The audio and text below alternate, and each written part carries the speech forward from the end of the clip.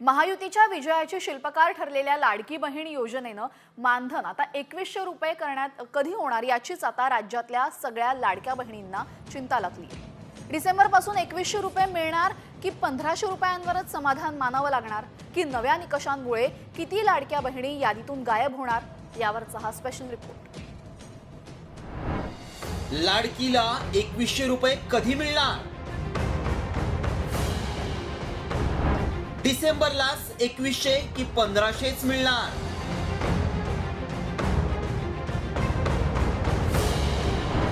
निकषांची परीक्षा, अर्थसंकल्पाची प्रतीक्षा। विधानसभा निवडणुकीत लाडकी बहीण योजना गेम चेंजर ठरली। या लाडक्या बहीण योजनेमुळेच महायुतीला सत्ता मिळाल्याचा दावा महायुतीच्या नेत्यांनी केला। त्यामुळे शपथविधीनंतर आता महायुतीनं लाडक्या बहिणींना दिलेल्या 2100 रुपयांच्या आश्वासनाची पूर्तता कधी होणार असा सवाल उपस्थित केला जातोय। मात्र नवे मुख्यमंत्री देवेंद्र फडणवीसांनी 2100 रुपयांबाबत आगामी अर्थसंकल्पात विचार करणार असल्याचं स्पष्ट केलंय। तर विरोधकांनी मात्र ही योजना जानेवारीपासूनच सुरू करण्याची मागणी केली आहे। पहिल्यांदा तर ही योजना आम्ही सुरूच ठेवणार आहोत आणि 2100 देखील आम्ही देणार आहोत। आता बजेटच्या वेळी त्याचा आम्ही विचार करू आणि शेवटी आपले सगळे आर्थिक सोर्सेस जे आहेत हे सोर्सेस योग्य प्रकारे चॅनलाइज झाल्यानंतरच आपल्याला ते करता येतं। त्याच्यामुळे ते करण्याचा निर्णय पक्का आहे। स्क्रुटिनीचा जिथपर्यंत सवाल आहे तिथपर्यंत एवढंच आहे की निकषाच्या बाहेर जर कोणी घेतलं असेल, निकषातला जो असेल त्याला कोणालाही त्यातनं कमी करायचं नाहीये। लाडकी बहीण योजना ते त्याचे 2100 रुपये ते सुरू करणार आहेत लवकरात लवकर। मला असं वाटतं नवीन वर्ष सुरू होते, त्याच्यामुळे आता डिसेंबर किंवा जानेवारी आता जर शक्य असेल तर शक्य झालं तर डिसेंबरमध्येच करा। पण आता डिसेंबर महिना सुरू झाला असेल तर 1 जानेवारी 25 पासून जी 2100 रुपयाची त्यांची मागणी, आम्ही तर 3000 देणार होतो आमचं सरकार आलं असतं तर आमची तर मागणी 3000चीच असेल। पण पहिला टप्पा 2100 रुपये 1 जानेवारीपासून त्यांनी सुरू करावे। लोकसभेला फटका बसल्यानंतर महायुती सरकारनं लाडकी बहीण योजना जाहीर केली। त्यानुसार 2.5 कोटी महिलांना 1500 रुपये महिना याप्रमाणे लाभ देण्यात आला।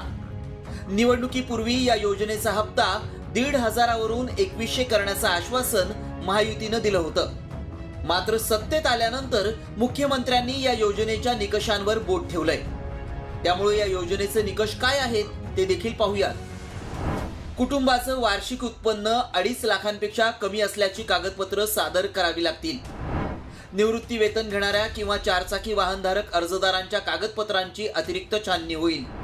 5 एकरांपेक्षा जास्त जमिनीच्या मालक असणाऱ्या महिला अपात्र ठरतील।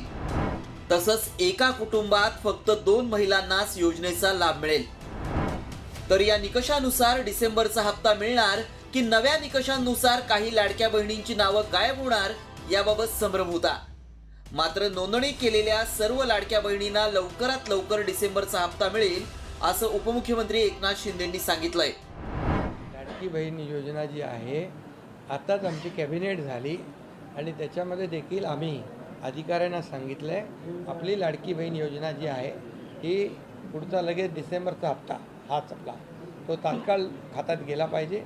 त्यामुळे आम्ही पूर्ण त्याचं तरतूद केलेली आहे, काही त्याच्यामध्ये अडचण नाही। राज्याच्या तिजोरीत असलेला खडखडाट आणि लाडकीच्या वाढीव मानधनाची पूर्तता नवं सरकार कसं करणार याबाबत उत्सुकता आहे। तर दुसरीकडे नव्या निकषांमुळे किती लाडक्या दोडक्या होणार याबाबत राज्यातल्या महिलांचा जीव टांगणीला लागलाय।